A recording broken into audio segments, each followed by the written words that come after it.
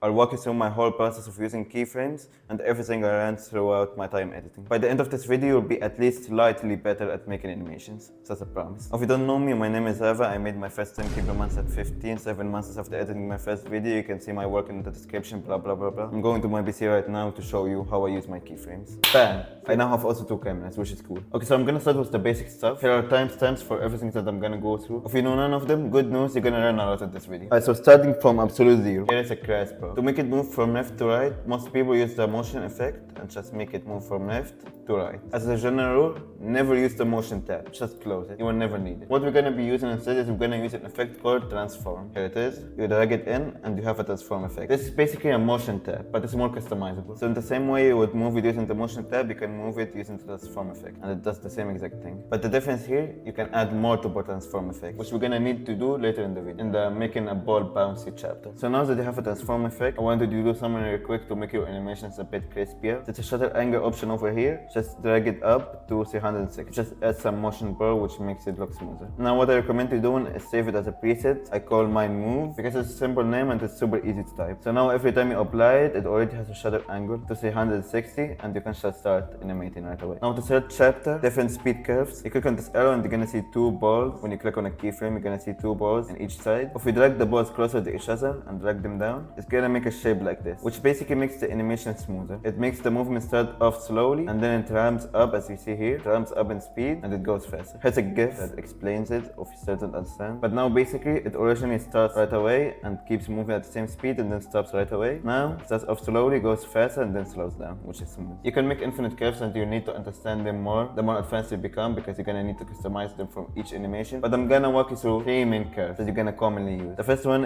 is the balls close to each other, like this one, which is starts off slowly, goes faster and slows down again. For the second one, you're gonna drag the right ball as left as possible and down, and the left ball you're gonna drag it left as well. It should make this reverse exponential type of curve. What that basically do is it starts off really fast and then slows down.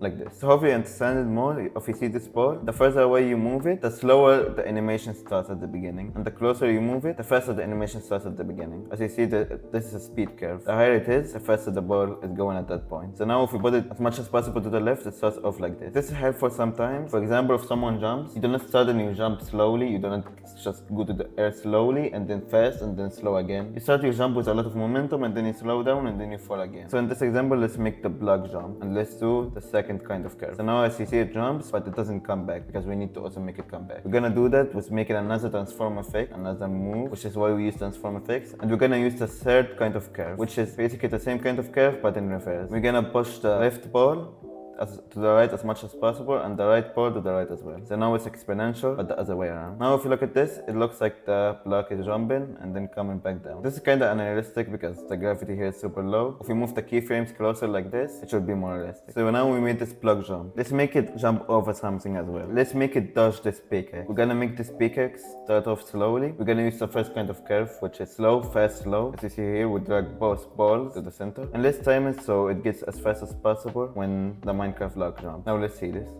As you see, it's super goofy. But the Minecraft block jumps over the pickaxe. To recap, there's the 3 main types of curves. The ones that starts off slowly, goes faster, and then goes slow again. And you make that by getting both balls close to each other. And the exponential ones, the ones that starts off fast, goes slow, which is the second type, and then the ones that starts off slow and goes fast, which is the third type. But these are not the only types of curves. For example, this animation where this player walks in, I use a different kind of curve. If you click on this, you're gonna see that the curve doesn't match any of the ones that I explained. It kind of slows down at the end, but it's not the same exponential way, and it also doesn't start off as fast. This is transformed for him walking in the skin, as you see. I just make him slow down at the end as he stops, but no one stops abruptly. I mean, you can just run like that as fast as possible and try to stop as fast as possible. But usually people don't do that. They usually start off walking slowly and then get a little faster and then they slow down, but not to the same extreme as an exponential curve. To showcase that, if we make this exponential, it's gonna look weird. As you see, it doesn't look like he's moving right now. It's not like he's walking. It looks like he popped out of something, which is weird. So the best curve to use here was a curve like this. It is a bit less extreme. Also, my first ever video was a breakdown of how I made this animation, so you can go watch that if you want. It's a bit more advanced though, so watch it after this one. Okay, so now the first, second, third, fourth, curves. First chapter of this video, I'm gonna walk you through how to make curves in precision. A lot of people don't know you can do this, but when you're making a curve, if you want to make it super specific, there's a way to do that, which is super helpful for stuff like scale, because in scale, there's no ground. You can just put it down like we did on the position curves. Because if you try to put it as down as possible, it goes to the ground,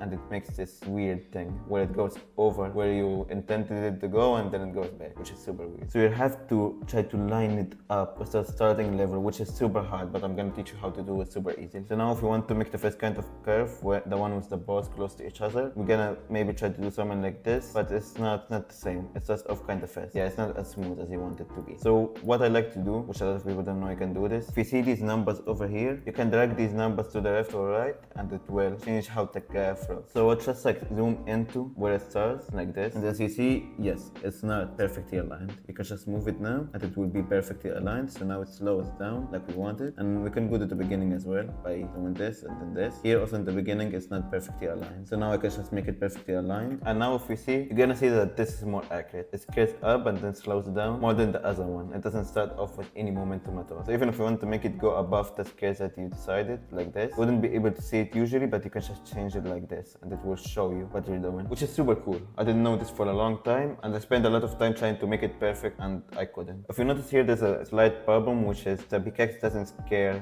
exactly to the center, it moves to the side, which is the next thing I'm gonna talk about, anchor points. They're super confusing, but I'm gonna try to simplify it as much as possible. Okay, so the anchor points are basically the center of mass. Here's a pin. Now if I throw this pin in the air, it's gonna be spinning, and it's gonna spin around the center of mass, which is probably gonna be around over here. Now the center of mass is basically the anchor point. So if I have the center of mass over here, if I have the anchor point over here, and I scale it up, it's gonna scale from this point. If I have the anchor point over here, the mass is over here, it's gonna scale to this side. Going back to the PC, if I rotate this pickaxe, it's gonna rotate over center of mass, which is completely offset. Because per make can't know where the center of mass is, you need to tell it where it is using anchor point. If we're trying to make the center of mass in the middle of the pickaxe, we're gonna just get the resolution of the sequence, and we're gonna divide it by 2. I remember these numbers because I do it a lot. It's 960 and 540. This is the center of mass, which is exactly the middle of the image. Now if we do this, and then we rotate it, as you see, the center of mass is now fixed. It's now rotating over this point. If we want to make the center of mass, for example, over this here in this cross, we're gonna move the anchor point more to the right, and we're gonna move it up also, and then we're gonna rotate it. And now as you see, the center of mass has changed. Now I can rotate it from here. If I scale it, it scales from there. But for this example, let's make it the center of the image. So now that I fixed the anchor point, if we scale this up, it's gonna scale to the middle. It's not gonna scale to the side. So basically what was happening is the anchor point was way off the pickaxe. It was like to the left over here. So when we scaled it, as you see, it scaled away from the center of mass. To go more in depth, when I moved the anchor point to the left, the pickaxe went to the right. To offset this, you have to copy the x and y axis of the anchor point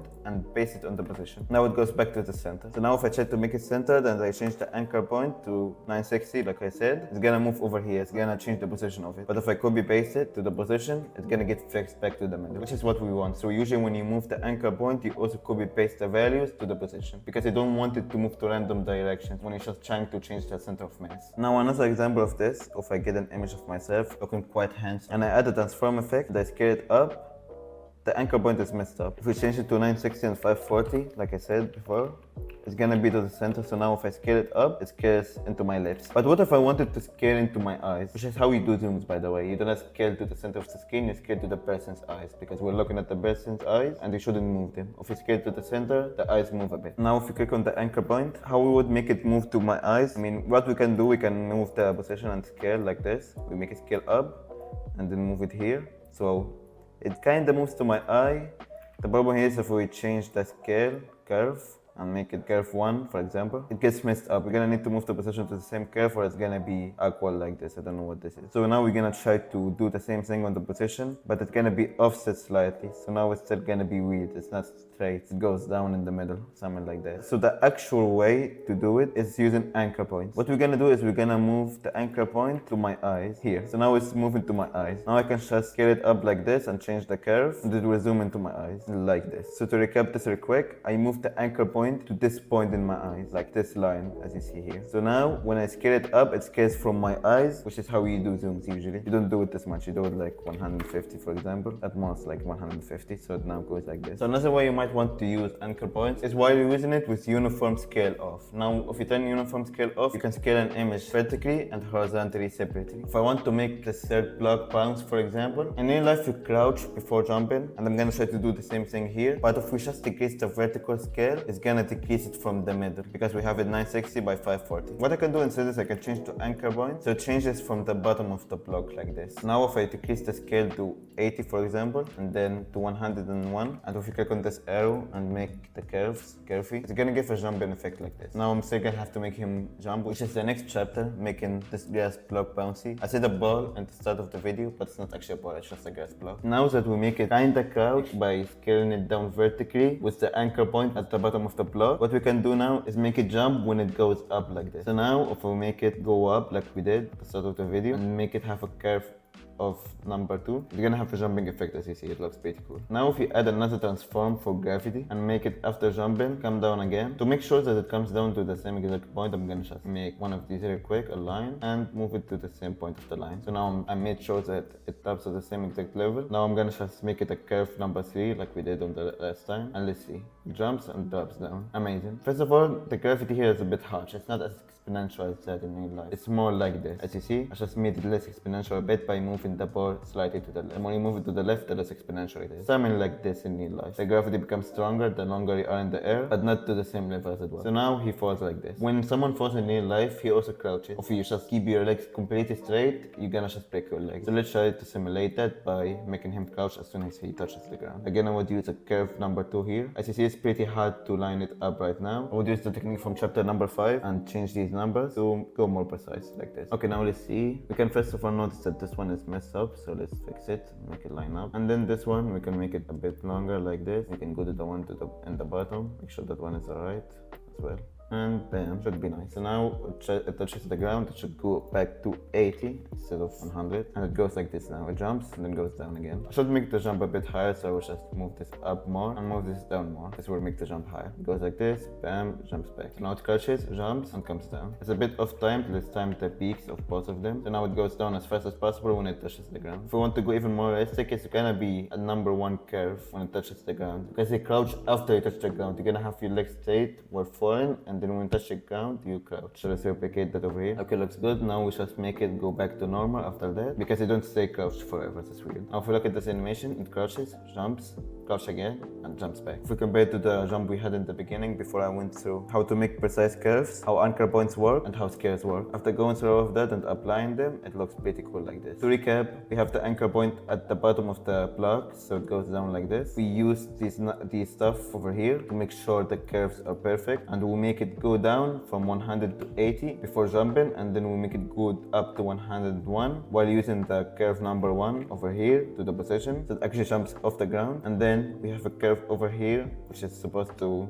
simulate gravity, which pulls it down to the same line, which is this. And then using the curve number 2, it crouches after touching the ground, and using the curve number 2 over here, it goes back to normal. So the next thing is spatial interpolation. This one is quite simple. When you have 2 position keyframes, the block just takes a straight line between them. But if we want to make this line more customizable, we can just click on this transform effect and spatial interpolation comes up. As you see, 2 balls come up, and you can just move them around to decide the custom route for the movement. So here, for example, it goes up and then goes down like this. We could also, for example, do something like this, where it goes straight down and kind of slides and slowly view. This is sometimes useful. A lot of times you just do 2 different movements. For this example, it will be a transform to go down and a transform to go to the left. But there's a lot of scenarios that you want it to go in a certain road like this. And this is the way you do it. Also, one last thing, if you select a couple keyframes and right click them, you're gonna get these 2 options. Temporal interpolation is the graph itself, the speed graph, the ones that we've been playing with, this thing. So if you click on temporal interpolation and click linear, it resets the graph. But if you click on spatial interpolation and click linear, it resets the road that that the block moves in. So now it goes back to the straight line. So if we don't summon with spatial interpolations that we want to reset, we just select the keyframes, right click them, select spatial interpolation and linear. So now we're on the last chapter, some tips and tricks that I learned from so many weird quirks that Premiere has that don't make sense. So I'm gonna just walk through them, so when you encounter them, you're not as confused as I was when I encountered them. The first thing, I call it movement blur overlap. If you remember at the beginning, we added shutter angle to all transforms, so now it has its motion blur. As you see here, that's motion blur. When there's no movement, there's no motion blur. When there's movement, there's motion blur. Now there's a weird quirk with this. When you have overlapping transforms, which you're gonna have a lot, you're gonna have different transforms do different stuff, like we did with the transform to make it jump and the transform to make it fall. As you see here, this is not motion blur. This is just blur. It's just blurred. It gets blurred when it's moving and then stops getting blurred, which I was confused about for a long time, but now I understand. So what's happening here is that I have one transform. You can click on the FX, by the way, to disable transform, and you can just click back on it to make it appear again, so you can see the differences with it and without it. Basically, if we disable this one, you're gonna see that the first transform moves it to the left, and the second transform, if we disable the first one, moves it up. I have two different transforms that move them, one vertically and one horizontally. The problem with that is if the first transform adds blur vertically and the second transform adds blur horizontally, then it just gets blurred because it's blurry now vertically and horizontally, which makes this problem. As you see now, it gets blurred. If we disable blur on both of them, it stops getting blurry, but now there's no motion blur. Now it looks kind of weird. So the fix to that is I usually just disable the shutter angle and I add something called directional blur, and I replicate the angle it was moving at, which is gonna be at this, and I just keyframe it so it gets more blurry the faster it goes, and then it goes back to 0 when it's not moving. The curve for that would be something like this. Again, a pretty weird curve. It's gonna look something like this. I'm gonna push these to the side like this. I'm gonna push this more to the middle. It's gonna look something like this. As you see, this kind of replicates, if you see this curve over here and this curve over here, kind of replicates the look of it, but it takes this really weird curves to do that. Now though, if you play this animation, the blur is actually working, which is super cool. As you see here, this blur. This is the first check, how to fix this blur overlap effect where it gets blurry. The second thing that was super confusing when I was starting out is when I use a transform for rotation and a transform for position. So now as you see, the first transform moves it to the right and the second one makes it rotate. So hypothetically with these two, it should do something like this, where it's kind of rolling around to the right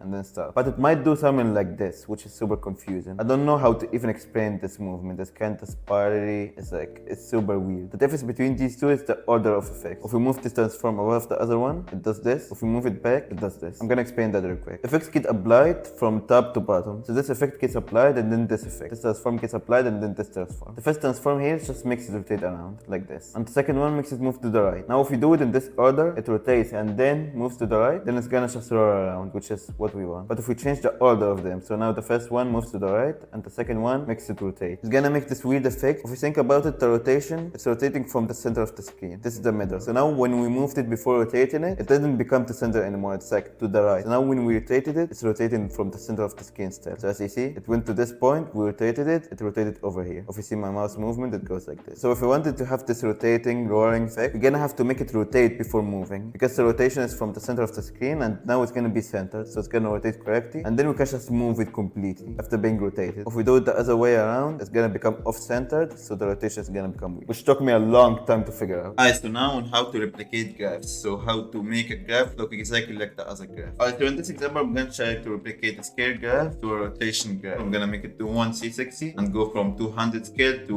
100 scale. Also, by the way, when you're using rotation, you click 1x, then it does a whole rotation. Alright, so normally you just make a graph for the scale. You'd use the check I told you to make the graph look perfect by zooming in like this. And then after you make the graph perfect, you're gonna go to the rotation one and try to replicate the same graph. So you're gonna push this to the side and push this to the side. And you're gonna use the same check again to try to make the graph perfect. And bam, rotation graph. But the problem here is that the scale graph is different from the rotation graph. As you see here, they're different. They're not matched. So it does this kind of janky, choppy movement. To make the graph exactly the same, the way I do is I click on the keyframe and move my playback to be on top of the first ball. And then I'd go on the second graph and I'd make the ball match the same playback position. And I'd do the same thing for the second ball. Here you can match it exactly, but I can remember that it's right after the playback, and I'd go here and move it right after the playback like this. Now after I've done that, the movement becomes a bit smoother, which is what we like. You can do this with position, with the anchor point, with whatever. You just click on it, go to the ball location like this, and then just replicate the ball position to the second one. And now the last thing I'm gonna walk through is how to actually use the motion tab, because sometimes you need to use it. At the start of the video I told you never use it, forget that it exists, and that's good as a general rule, but I'm gonna give you the nuance of it and when to actually use it. So the thing with motion effect, first of all, that you have one, so you can just copy and paste it. If you try to copy and paste it like we did on the transforms, you can add. And it also gets applied after all effects. So now going through the order like I was explaining, it goes from top to bottom, and then at the end, after going through all transform effects and all other effects, it goes to the motion effect, which is super important to keep mind of. So now, for example, if we scale this block, what we would think would happen is that it would get bigger and it would still be over here, but it gets applied after everything. So it's now no longer in the center of the screen. So it gets applied, it goes off screen. If we disable both effects, actually, if we disable only the position effect and we scale it up, it's still in the center of the screen, so it gets scaled. If we move it and then scale it, it's gonna go off screen.